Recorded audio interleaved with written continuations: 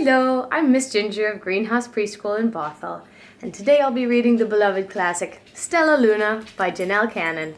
I love this book so much that I even named my own dog Stellaluna, and I think she looks a lot like the bat. What do you think? Luna? Luna?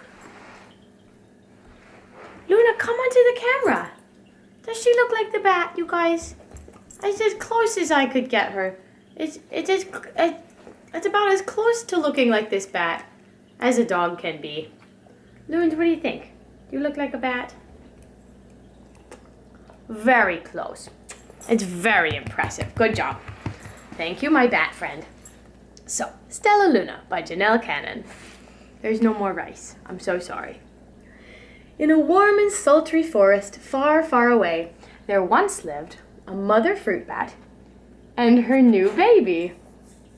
There's no rice there anymore, Loons. Come, lay down. Lay down. Oh, how Mother Bat loved her soft, tiny baby. I'll name you Stellaluna, she crooned. Each night, Mother Bat would carry Stellaluna clutched to her breast as she flew around the forest to search for food. But one day, while Mother Bat was following the heavy scent of ripe fruit, an owl spied her. And on silent wings, the powerful owl swooped down upon the bats. Dodging and shrieking, Mother Bat tried to escape, but the owl struck at her again and again and knocked baby Stellaluna into the air. Her baby wings were as limp and useless as wet paper. So down, down she fell, faster and faster, into the forest below. The dark, leafy tangle of branches caught Stellaluna as she fell. One twig was small enough for Stellaluna's tiny feet to wrap around. She wrapped her wings around her and clutched the little branch, trembling with cold and fear. "Mother," Stellaluna squeaked, "where are you?" By daybreak, the baby bat could no longer hold on. She was too tired. So down, down again she dropped. Flump! Stellaluna landed headfirst in a soft, downy bird nest, startling the 3 baby chicks who lived there. Stellaluna quickly clambered out of the nest and hung out of sight below it. She listened to the babble of the 3 birds. "What was that?" said Flap. "I don't know, but it's hanging by its feet," chirped Flitter. "Shh! Here comes Mama!" hissed Pip. Many, many times that day, Mama Bird flew away, always returning with food for her babies. Stellaluna was so hungry, but not for the crawly bugs that Mama Bird brought. Finally, though, the little bat could bear it no longer. She climbed into the nest and closed her eyes and opened her mouth, and plop! In dropped a big green grasshopper.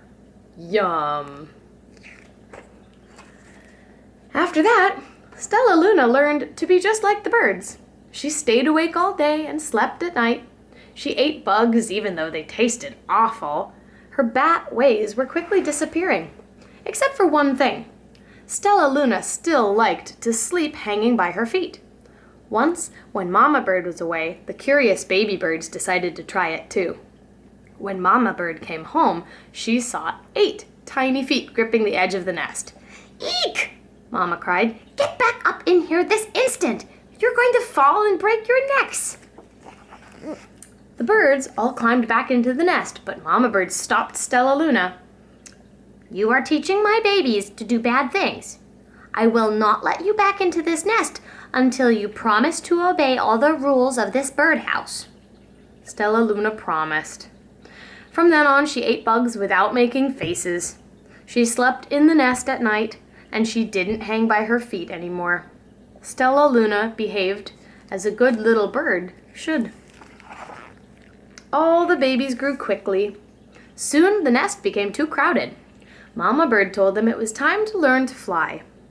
One by one, Pip, Flitter, Flap, and Stellaluna jumped from the nest. Their wings worked.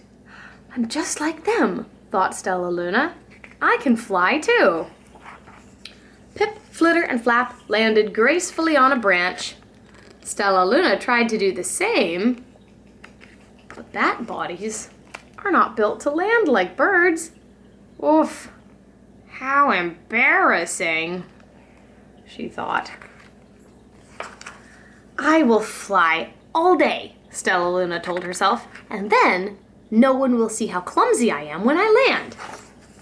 So that next day, Pip, Flitter, Flap, and Stellaluna went flying far from home.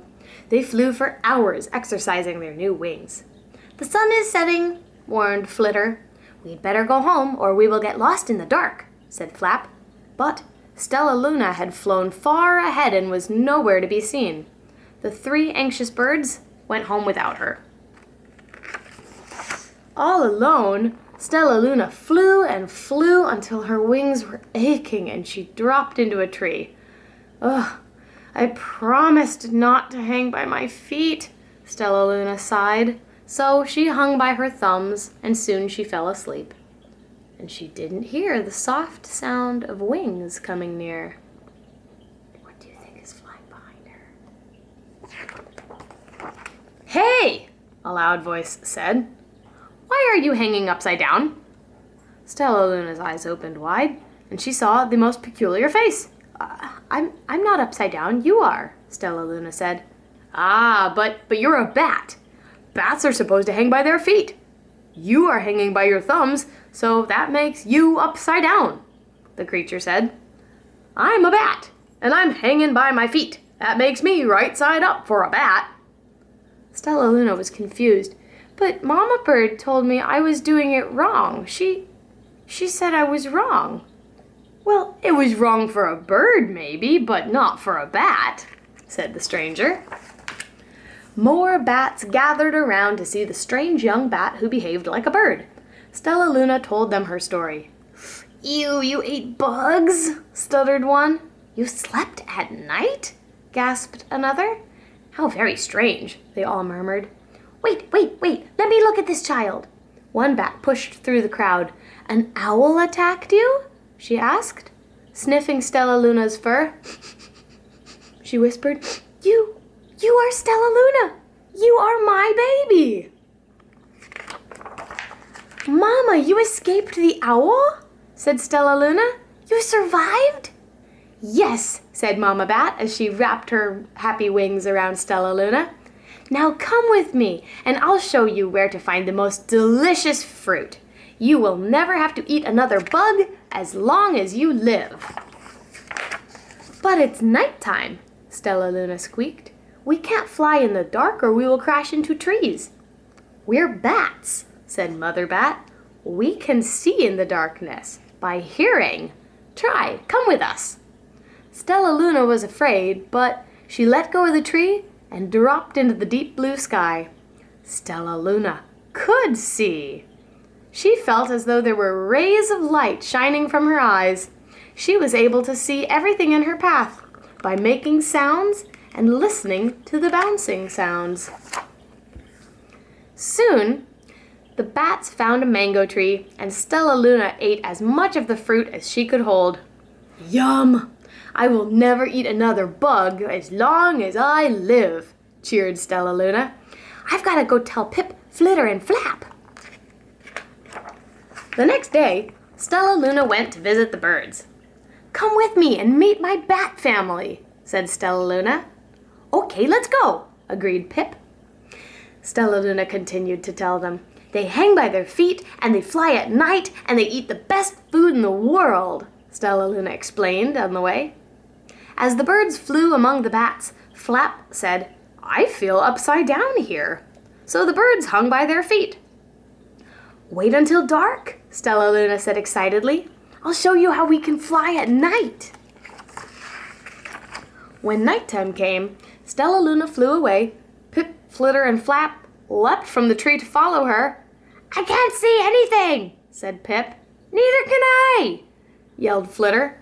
Aye! Shrieked Flap. Oh, my friends are going to crash, gasped Stellaluna. I must rescue them.